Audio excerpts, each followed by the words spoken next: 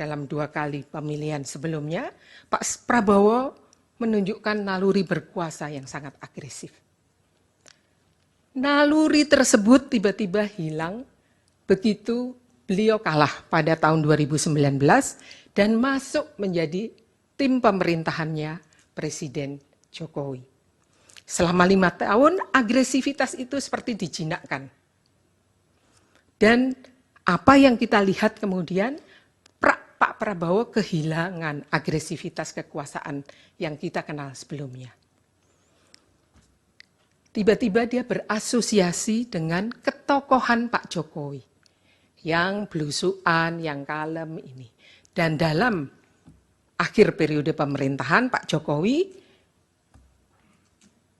beliau menyatakan akan meneruskan seluruh politik yang pernah dijalankan Pak Jokowi. Jadi kita melihat ada proses perubahan atau penjinaan dari agresivitas kekuasaan sebelumnya melalui keikutsertaan Pak Prabowo pada pemerintah ini. Tiba-tiba sejarah berevolusi dari agresif menjadi kalem. Dan yang kalem ini kemudian diikuti juga dengan seluruh proses pada pemilu yang kita lihat Pak Prabowo berjoget.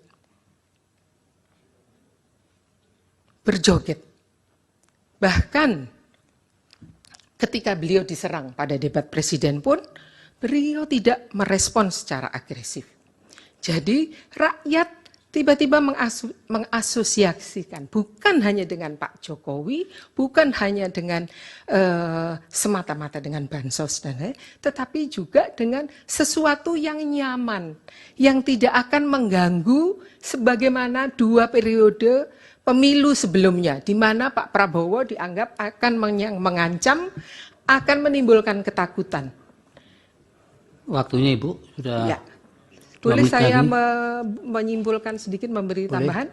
Baik, justru karena beliau menang dalam keadaan seperti ini, cukup dengan berjoget, cukup dengan makatan Mas Anies, kita melihat bahwa sebetulnya rakyat yang cerdas itu, kecerdasannya bukan diisi oleh pengetahuan politik, tetapi pengetahuan kultural bahwa pemimpin itu nggak perlu pemimpin yang pinter atau pemimpin itu pokoknya yang cool kira-kira.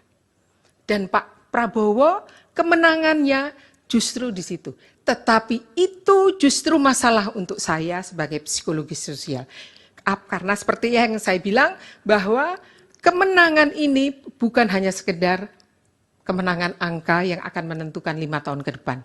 Dia juga bersambung dengan sejarah politik sebelumnya, sekaligus akan menentukan sejarah masa depan politik Indonesia. Karena kita tiba-tiba menerima kemenangan yang diperoleh bukan dari pengetahuan politik, bukan dari kebutuhan untuk meletakkan kedaulatan rakyat, sebagai sebuah rumus kemenangan yang nantinya akan dipraktekkan oleh kandidat-kandidat berikutnya. Baik,